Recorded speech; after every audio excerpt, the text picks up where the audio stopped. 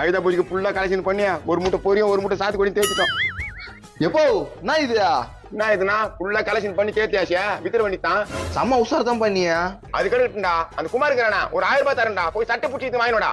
நீ எப்படி அவன்கிட்ட எல்லாம் காசு குத்தா? 1000 ரூபாய் கொடுத்தா 2000 ரூபாய் தரேன்னா நம்பி கொடுத்தேன். அந்த நாளேரி 1000 ரூபாய் கொடுத்துக்க திரு முடிச்சுக்குது. சரி நான் போய் கேட்டு பாக்குறேன். சாத்துக்கோடி பொரி. டேய் கடை வாங்கினா குத்துணுண்டா, நம்ம பேர் குத்து போவாத. சரிப்பா குத்துறேன்பா. டேய் குமாரே உன்னை தேடி தான் வரேன். நானே உங்க அப்பா பாக்கிறதுக்கு தான் வரேன். அவர் தான் அமுச்சுட்டாரு, காசை கொடு.